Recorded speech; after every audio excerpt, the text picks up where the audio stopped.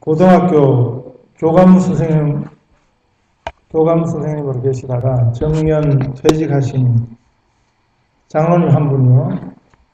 교회에서 늘 하시는 일이 주보를 열심히 읽으시다가 오타를 찾아내는 일을 하셨습니다. 그 시력도 좋지 않은 분이요. 큰 돋보기를 가지고 오타를 찾아서는 교회 사무실에 오셔서 그냥 뱉다 잔소리를 하시는 장로님이 제가 섬겼던 교회에 실제로 계셨습니다. 그분 때문에 사무실에서 주의를 아무리 해도 매주 오타 없는 때가 없었던 것도 참 신기했습니다. 제가 한 번은 설교 제목을 주면서 감자 때문에 하는 설교 제목을 줬습니다. 감자 고구마 할 때 감자 때문에 그 제목으로 나중에 제가 이 제목으로 설교를 한번 하겠습니다. 그랬더니 사무실에서 먼저 연락이 왔습니다. 아예 고쳐놓고 제게 확인 전화를 했습니다. 감자 때문에 뭐라고 시켰습니까? 감사 때문에. 틀림없이 이게 잘못됐다. 감자가 아니고 감사 때문인 것을 목사님 잘못 쓰신 줄 알고 다 고쳤다 그래서 그런데 그게 아니거든요. 원래 제 설교 제목이 감자 때문에 였습니다. 그렇게 설교 제목을 단 이유가 다 있었거든요. 주일날 새벽기도 오셨다가 이 장로님 이 주보를 보고는 사무장을 그냥 혼을 냈습니다. 내가 그만큼 이야기했는데 이게 뭐냐고. 그리고 또 설교 제목을 오타로 쳐가지고 감자 때문이 뭐냐고. 이게 빨리 이게 다 고치라고. 그때 그 교회 매주 인쇄하던 주보가 매주 2,500장 넘는 교회였거든요. 사무실에서 다 확인한 거라고 했는데도 이 장로님이 그럴 리가 없다. 감자가 아니고 감사라고 빨리 고치라고. 결국 저한테 전화가 왔습니다. 제가 감자가 맞습니다. 그랬더니 이 장로님 이제는 설교 제목이 뭐냐, 감자 때문이 뭐냐고 이렇게 이제 빠지시더라고요. 그러나 다른 교인들도 주보를 보고 감사파와 감자파가 나뉘어졌습니다. 오늘은 제가 설교 제목을 길 잃은 목자 잃은 양이라고 붙였는데 아무 말씀들을 안 하시네요. 제목이 좀 이상하지 않습니까? 예, 보통은 길 잃은 목자가 아니고 길 잃은 양이 맞죠. 근데 사실 이 제목은 언젠가 한국 텔레비전에 방영된 한 시사 고발 프로그램의 제목이었습니다. 제가 그때 텔레비전 화면에 이 제목이 타이틀로 뜨는데 무심코 보다가 깜짝 놀랐어요. 길 잃은 양이 맞는데 왜 길 잃은 목자라고 했을까? 서울에 있는 그 교단에서 세계 최대 교회가 그 교회라는데요. 그 큰 교회 담임 목사께서 교회 돈을 개인 돈으로 유용했다는 죄목으로 붙들려서 사회법정에서 재판을 당했습니다. 그 교회 측에서는 자기 목사가 죄가 없다고 열심히 변호사를 사서 무죄라는 주장을 했습니다. 왜 무죄인가 하는 이유 중에 하나가 목사는 곧 교회이기 때문에 목사가 개인적으로 쓴 돈도 결국은 교회가 쓴 돈하고 같다 하는 그런 논리였습니다. 그래서 무죄라고 주장을 했는데, 그런데 그 목사의 행위를 범죄 행위로 간주하고 5년형을 부용했던 검사도 어느 교회 집사였습니다. 그래서 기독교 일각에서는 집사가 어떻게 목사에게 그렇게 부용할 수 있냐 하고 말도 많았습니다. 그런데 그 집사, 검사의 부용 요지는 성경에서 목사가 곧 교회라는 주장은 말도 안 되는 회개한 논리라는 것입니다. 오히려 그런 행위는 하나님의 것을 가이사에게 돌리려는 악한 논리라, 그런 논조를 펴고 그렇게 부용을 했습니다. 그 교회 목사 이야기를 다룬 그 시사 고발 프로그램 제목이 이 길 잃은 목자였습니다. 이 텔레비전 방송에서 이 프로그램 제목을 하나 붙일 때 얼마나 심사숙고하는지 모릅니다. 그래서 짧은 제목이지만 이 제목 안에 이미 그 방송에서 보여주고자 하는 내용이 함축적으로 다 들어있는 것입니다. 길 잃은 목자, 우리가 생각해도 얼마나 안 맞는 말입니까? 길 잃은 목자가 아니고 뭐요? 길 잃은 양, 그래야 맞지 않겠습니까? 그런데 길 잃은 목자였습니다. 이 말이 의미하는 것은 길 잃은 양을 찾는 일을 하는 것이 목자의 사명인데 오히려 목자 자신이 길을 잃어버렸다 하는 것에 대한 고발인 것이죠. 그래서 그 목사를 아마 길 잃은 목자에다 비유한 것 같습니다. 저하고 아주 친한 후배 목사가 부목소로 있는 교회에서 새로운 담임 목사를 찾고 있다고 저보고 기도해달라고 자기 교회 기도 제목을 보내왔습니다. 그 기도 제목이 선한 목자를 보내어 주소서. 제가 그 기도 제목을 받아들고 두 가지 생각을 했습니다. 하나는 그 전에 있던 목사가 얼마나 사꾼이었으면 선한 목자를 그렇게 성도들이 목말라 찾고 있겠는가 하는 생각이 들었고요. 또 한 가지는 미안하지만 아주 어리석은 생각을 한다. 그런 생각을 저 혼자 해보았습니다. 우리들이 교회 안에서 아주 상식이라고 하는 생각들이 사실은 성경적이지 않은 경우가 참 많습니다. 교회가 목사를 구하면서 선한 목자 같은 목사를 찾는 것이 얼마나 상식적인 것 같습니까? 그러나 우리들이 성경을 제대로 읽게 되면 그 생각이 얼마나 틀린 것인지 알 수 있습니다. 성경은 우리에게 근본적으로 무엇을 가르쳐 주시냐 하면 하나님을 믿으라고 가르쳐 줬어요. 하나님만이 우리 믿음의 대상이라고 가르쳐 주십니다. 하나님과 우리 사이에 그 다른 것을 두지 말라는 것입니다. 그런데 우리들에게는 이 일이 참 어렵습니다. 우리들이 믿는 자들인데 불구하고 우리들은 하나님을 믿고자 지금 이 교회에 나왔는데도 불구하고 하나님을 전적으로, 하나님을 제대로 온전하게 믿는 일이 참 어렵습니다. 왜 그럴까요? 그것은 우리들이 날 때부터 가지고 난 죄된 본성 때문에 그렇습니다. 육신을 가진 모든 인생은 이 본성에서, 이 본능에서 완전할 수 없습니다. 예수를 믿는다 그래서 이 본성이 자동적으로 없어지지 않습니다. 우리는 여전히 우리 속에 실제하는 우리들의 자아, 성경에는 옛사람이라 그러죠. 육신과 싸우고 있습니다. 싸우는데 사실은 아주 치열하게 싸우는 것입니다. 인간 죄성의 가장 근본적인 형태가 무엇이겠습니까? 아담이 어떻게 무엇 때문에 범죄했는가를 보면 알 수 있습니다. 아담이라고 하는 인간의 대표는 근본적으로 피조물이었습니다. 피조물 중에는 최고였지만 그러나 피조물이었습니다. 이 피조물이라는 숙명은 창조주 하나님께 대한 반드시 하나님이 필요한 것입니다. 반드시 창조주 하나님이 계셔야 하는 것입니다. 그것이 창조주와 피조물의 가장 기본적인 관계이거든요. 인간은 하나님에 대해서 전적 의존적 존재로 지음을 받았습니다. 그래야 인간의 행복이 보장이 되는 원리였습니다. 나무가 그 생명을 보존하는 원리는 그 뿌리를 땅에 두어야 돼요. 대지에 뿌리를 깊이 두고 있을 때입니다. 그 근본을 떠나면 뿌리 뽑힌 나무는 그 생명을 보존할 수 없는 것입니다.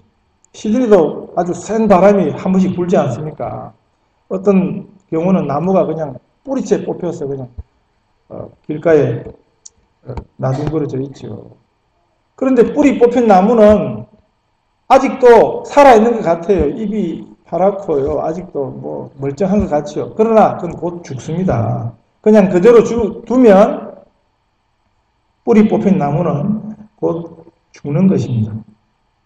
인간 불행의 근본이 어디 있습니까? 바로 우리 생명의 근원이신 하나님을 떠난 것에 있습니다.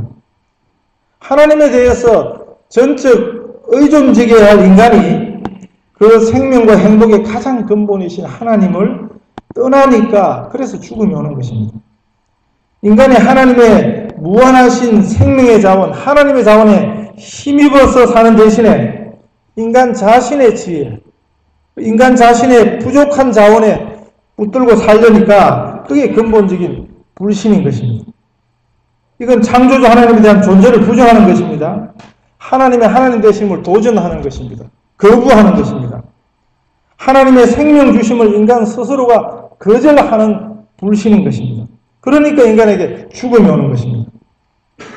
그 부족한 인간 자신의 자원과 지혜에 의존해서 살려고 하니까 그래서 나타나는 것이 뭐냐면 자기 것으로는 절대 만족할 수 없거든요. 그래서 자꾸 남의 것을 탐내는 것입니다. 남의 것을 도둑질하려고 하는 것입니다. 남의 것을 훔치고 도둑질하는 방법이 꼭 담 넘는 방법 하나라고만 생각하지 마십시오. 인간의 역사는 사실은 전쟁사라고도 제가 말씀드렸습니다. 인간의 역사는 왜 전쟁합니까? 왜 싸웁니까? 도둑질하는 역사였습니다. 사실은 우리가 그걸 포장해가지고 무슨 새로운 대륙의 발견이라 그러고 무슨 신대륙 발견 뭐 이런 거 포장된 것입니다. 실제로는 그 왜 발견했습니까? 남이 지금 잘 살고 있는 땅에 들어가서 남의 것을 훔치고 도둑질하는 행위인 것입니다.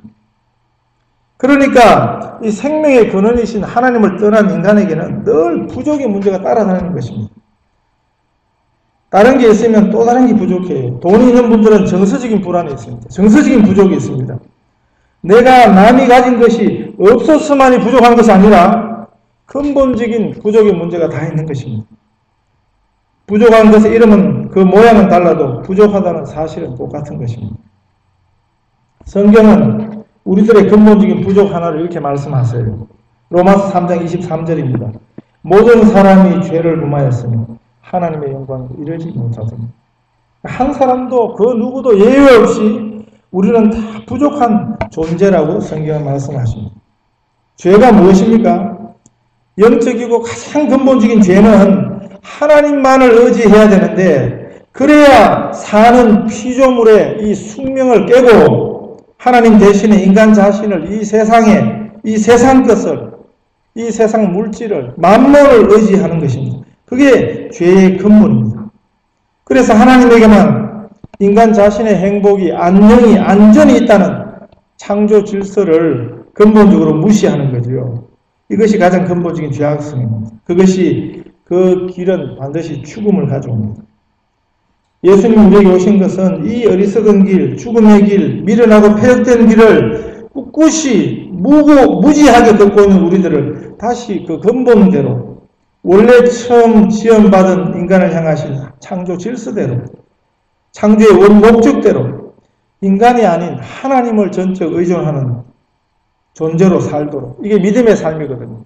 이 삶을 위해서 예수님 오셨습니다. 하나님을 하나님으로 인정하고 사는 것입니다. 그냥 하나님이 아니라 참 좋으신 우리 아버지 하나님, 그 하나님을 전적으로 순전히 100% 신뢰하고 사는 것입니다. 이것이 예수 믿고 얻는 구원의 내용입니다. 우리 아버지 하나님의 그 무한하신 하나님에게는 부족이 없습니다. 그 영원한 자원에 힘입어 사는 이 신적인 삶이라 그랬습니다. 이것이 영생의 정의인 것입니다. 이 영생의 삶을 사는 것입니다. 성경 전부는 이 구원의 삶으로의 우리를 부르시는 하나님의 초청입니다. 하나님만을 전적으로 의지하는 새 숙명을 우리들이 갖게 된 것입니다. 이것이 믿음입니다. 그래서 성경은 하나님 아닌 것에 대한 신뢰, 마음을 두는 것, 그런 것들을 성경 전체를 통해서 경계하고 있습니다. 제가 좋아하는 말씀이 이사야 2장 22절인데요. 너희는 인생을 의지하지 말라. 그의 호흡은 코에 있나니 수에 칠 가치가 어디 있느냐. 인생이 다 이렇다는 것입니다. 인생의 근본이 다 이렇다는 것입니다. 인본주의라는 말이 있습니다. 인간주의라는 말이 있습니다. 인간 본능, 인간 중심주의라는 뜻이거든요. 인간에 대한 신뢰, 인간을 향한 신뢰가 그 사상의 한 기초이지만, 그래서 그게 인본주의인 것입니다. 인본주의는 얼마나 신본주의, 하나님 중심주의에 반대되는가, 이것을 우리가 알 수 있습니다. 하나님에 대한 철저한 신뢰, 이것이 우리 모든 신앙과 삶의 근본이어야 하는 것입니다. 죄송한 말씀이지만 교회 내의 직분 개념은 이 세상에서의 직분 개념과 전혀 다른 것입니다. 이 세상에서의 지위는 그가 가진 지위의 정도만큼 그 자신의 역량과 역할을 필요로 합니다. 그리고 그런 역할을 요구받습니다. 사람들이 또 그것을 기대합니다. 그러나 교회 직분은 다릅니다. 교회 직분은 인간 자신이 가진 역량이나 조건보다는 믿음을 요구합니다. 하나님을 향한 전적인 신뢰입니다. 하나님의 뜻을 향한 헌신과 순종입니다. 인간적인 열심 이전에 이것을 먼저 필요로 하는 것이 교회 직분입니다. 하나님의 뜻을 향한 헌신을 위해서는 우리가 하나님의 뜻을 분명히 알아야 돼요. 하나님은 인간이 나타나는 것을 원치 아니하십니다. 왜냐하면 인간이 인간 자신의 것을 붙들어서는 망하는 것이거든요. 인간이 하나님의 교회를 주장하는 것을 하나님은 아주 싫어하세요. 그래서 교회는 목사이든지 장로이든지 인간이 좌지우지하는 것은 옳지 않습니다. 우리가 하나님의 뜻을 구하고 함께 순종하는 일이 필요한 것입니다. 직분자가 무엇입니까? 하나님의 뜻에 밝히 순종하는 것입니다. 하나님의 뜻에 앞장서서 순종의 모범을 보여야 하는 자들입니다. 하나님의 뜻을 바로 알기 위해서 우리는 기도해야 합니다. 우리가 성경을 열심히 묵상해야 합니다. 성령님의 도우심을 우리가 전적으로 사모해야 합니다. 그래서 성경이 보여주는 교회 직분자의 가장 기본적인 조건 두 가지가 있습니다. 믿음과 성령이 충만한 자라고 했습니다. 초대교회 때 7 집사를 세울 때 그 7 집사를 세우는 기준이 그랬습니다. 믿음과 성령이 충만한 자. 이 말이 뭡니까? 하나님에 대한 전적인 신뢰가 충만한 것이 바로 믿음이 충만하다는 말입니다. 인간은 묻히어져야 하나님의 하나님 되심이 하나님의 영광이 나타나는 것입니다. 시드니 어떤 교회에요. 몇 년 전에 그 교회 장로님들이 여러 분 계셨는데 그 모든 장로들 두고 죄다 신임 투표를 새로 다 했습니다. 그런데 그 중에 4분 장로들만 새로 신임을 받고 나머지 장로님들은 다 무임이 되어버렸어요. 신임 투표에 떨어졌으니까. 그런데 그 교회, 저희 학교에 그 학생 한 분 계셨는데 그분이 저한테 그런 이야기를 해주셨어요. 그 교회 4분 장로님들의 공통점은 다 조용한 분들이래요. 다른 분들은 이 신임 투표에서 안 떨어지려고 성도들에게 전화하고 밥 사주고 막 그랬는데 다 떨어지고, 이분들은 일체 그런 일 안 하고 가만히 자숙하던 분들이 그래도 신임을 받게 되었다고. 거기 안수 집사님인데 그분이 자기 교인들이 참 자랑스럽다. 밥을 먹고 나서 거기 표 안 던져주고 교회가 어지러워지고 한 것에 책임을 지고 자숙하고 하나님의 뜻을 기다리던 말 한마디 안 하고 가만히 있던 그분들이 죄다 대신이 됐다면서 자기 교회를 참 자랑스럽다고 그렇게 이야기해 주었습니다. 이 종교개혁자 칼빈의 신앙 고백과 같은 말이 있습니다. 우리가 꼭 기억할 필요가 있습니다. 수고는 내가 하고 영광은 하나님께. 수고는 우리가 하고 영광은 오직 하나님께 돌려드려야 하는 것입니다. 그래서 우리들의 선한 목자는 절대 인간이 될 수 없습니다. 인간은 근본적으로 선하지 않습니다. 인간 목자는 이리가 오면 다 양을 버려두고 도망할 사꾼들입니다. 인간은 결국 인간인 것입니다. 누가 사꾼 목자입니까? 어떤 목사 만났는데 아마 우리 교회도 몇 번 다녀갔던 것 같아요. 여튼 저보고 그 교회는 주에 헌금 얼마 나오지요? 자기가 다른 교회 가봤더니 그 교회는 교인 몇 명인데 헌금 얼마 나오더라고요. 헌금 액수를 가지고 교회를 비교 분석을 하더라고요. 속으로 제가 깜짝 놀랐습니다. 교회 다니면서 이런 분석을 하는 목사도 있구나 싶었어요. 이런 목사가 사꾼입니까? 아니요. 인간은 다 사꾼입니다. 너나 할 것 없이 인간은 사꾼이 맞습니다. 우리는 인간을 의지하려고 교회에 나오지 않습니다. 그런 마음을 가지고 오늘 교회에 오셨다면 번지수가 틀렸습니다. 잘못 오셨습니다. 인간 뒷공문이 쫓아봤자 결국 얻는 것은 실망뿐입니다.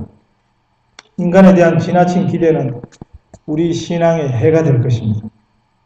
저는 할 수만 있으면 우리 교회에서 목사로서의 역할이 자꾸 없어지도록 기도하고 있습니다. 목사가 꼭 필요한 교회보다는 목사가 꼭 필요 없는 교회, 목사가 덜 필요한 교회가 더 좋은 교회, 더 옳은 교회 아니겠습니까? 저희 교회에서는 기도하실 때 아예 대놓고 그렇게 기도해 주세요. 우리 교회는 목사가 필요 없는 교회 되게 해 주십시오. 목사가 덜 필요한 교회 되게 해 주세요. 저 하나도 기분 나쁘지 않습니다. 저는 이런 소리를 그전부터 줄기차게 하고 있습니다. 그러니까 제일 싫어하는 사람들이 누구게요? 네, 다른 목사님들이 참 싫어하더라고요. 그런데 왜 싫어하는 것입니까? 우리 목사들이 왜 목사가 된 것입니까? 나를 위한 목사입니까? 자신을 위한 목사입니까? 예수님 위해서 주님 위해 살겠다고, 복음 위해 살겠다고 목사 된 거 아닙니까? 우리가 목사들이 다 부르던 찬송이 그거예요. 부른 나가 나서니는 어디든지 가오리다. 괴로우나 즐거우나 춤만 따라 가오리다. 아골 꼴짝 빈들에도 복음 들고 가오리다. 존귀 영광 모든 권세 주님 홀로 받으소서. 멸시 천대 십자가는 제가 지고 가오리다. 이름 없이 빛도 없이 감사하며 섬기리다. 이렇게 찬송하며 각오하며 목사 된 거 아닙니까? 교회가 목사가 꼭 필요하다는 것은 그만큼 예수님이 덜 필요하다는 소리인데 제가 목사 자체를 공격하고자 하는 소리겠습니까? 예수님께만 주목하자는 것이지요. 예수님만 우리 믿음의 대상이고 예배의 대상 되도록 하자는 의미입니다. 예수님만이 오직 한 분 유일하신 선한 목자이십니다. 인간은 절대 그 속성상, 본질상 선한 목자가 될 수 없습니다. 저한테 기대하지 마세요. 특별히 요한복음적 용법에서 보면 본문에서 7절에 보시면 예수님이 나는 양의 문이라 하시고요. 11절에서는 나는 선한 목자라 이렇게 말씀하셨어요. 이거는 사람이 흉내낼 수 없는 말이에요. 우리가 성경을 몰라서 그런 것입니다. 우리가 잘 아는 요한복음 14장 6절 말씀도 그런 형태입니다. 예수께서 이르시되 내가 곧 길이요 진리요 생명이니 나로 말미암지 않고는 아버지께로 올 자가 없느니라. 이 말씀은 예수님만이 오직 유일한 길이라는 것입니다. 예수님만이 오직 유일한 진리라는 선언입니다. 예수님만이 유일한 생명이라는 것입니다. 예수님만이 하나님께로 나아가도록 하는 유일한 길이라는 것입니다. 이게 예수님이 아주 독특한 자기 선언이에요. 헬라어로 이게 에이고 에임이라는 표현이 되어 있습니다. 영어로는 I am that I am이라는 말이에요.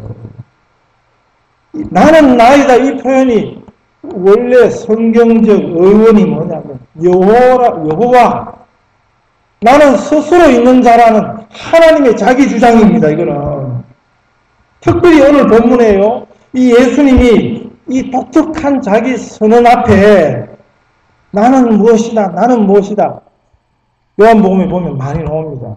특별히 7번 나와요. 7번. 그리고 그 선언 앞에는 1절과 7절에 보시면 진실로 진실로 너에게 이르노니 예수님이 이런 말씀을 하시고 이 선언을 시작하셨어요.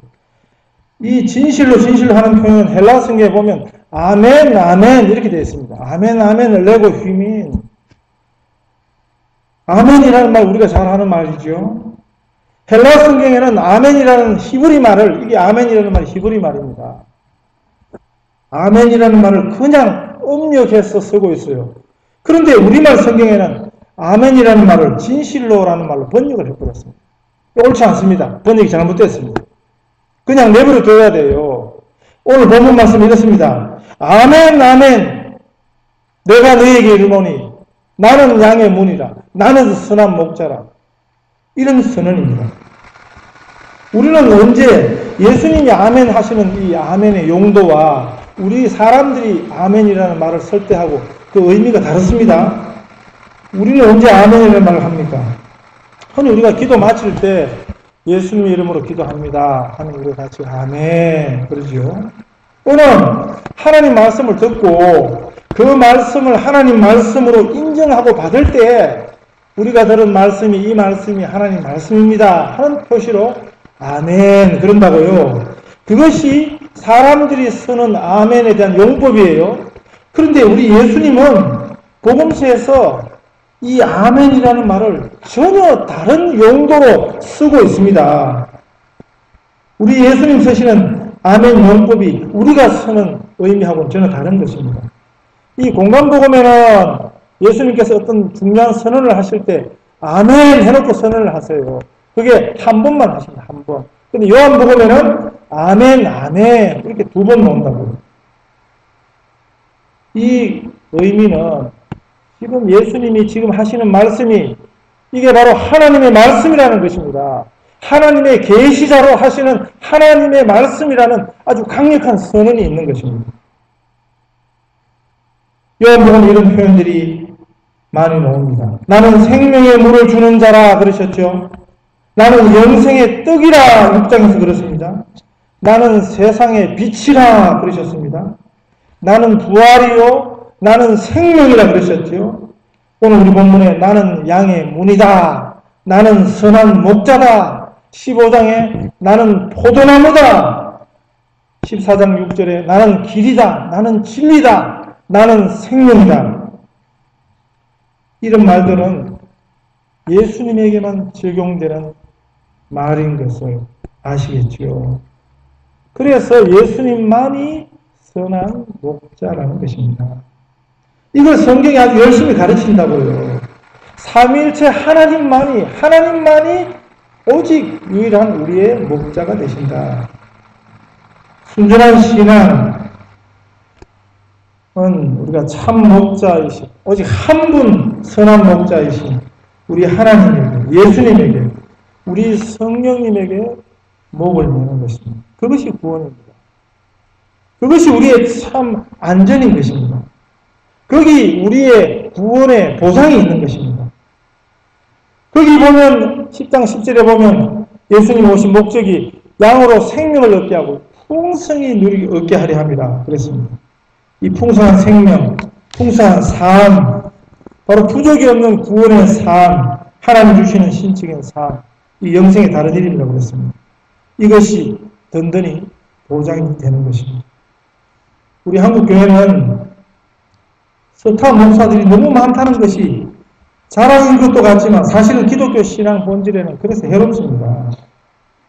사람들이 인간 목사를 하나님처럼 생각하는 이런 신앙이 맹신이거든요. 이런 현상이 한국교회에 생겨났습니다. 겉으로야 그러지 않지요. 그러면 바로 이단되니까. 그러나 내용으로는 거의 하나님 노릇하고 있습니다. 얼마나 우리 교회가 내용적으로 미숙한가 하는 것을 잘 보여주는 증거가 되는 것입니다. 참신앙은 하나님만 의지하는 것입니다. 인간을 향한 기대 그거 다 내어버리십시오. 예수님만이 오직 한 분 우리의 선한 목자가 되십니다. 예수님이 우리의 목자시면 사람은 필요 없는 것입니다. 인간에 대한 기대가 그게 부질없는 것입니다. 제가 서울서 교회를 섬길 때 그 교회가 서울역 근처에 있었습니다. 한 집사님 가정이 자기 집이 동부 이촌동에 사시는데요. 그 아파트 정문 바로 앞에 아주 이름난 유명한 목사가 목회하는 큰 교회가 있었습니다. 그런데 이분이 사람들이 생각할 때는 별로 좋지도 않은 자기 집에서 아주 멀리 떨어져 있는 교회를 열심히 섬겼어요. 다른 사람들은 이 집사님을 보고 이상하다 생각했습니다. 그분은 오히려 자기를 이상하게 여기는 그 사람들을 더 이상하게 여겼습니다. 그분의 대답은 간단했습니다.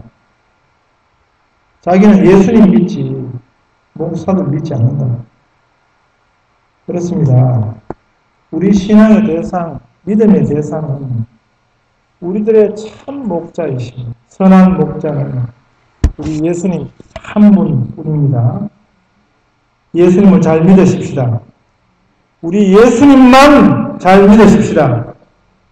양을 위해서 자기 목숨을 주신 우리 예수님, 우리들의 한 분뿐인 영원한 선한 목자이신 우리 예수님에 대한 믿음을 든든히 하시는 우리 온 성도님들 되시기를 축복합니다.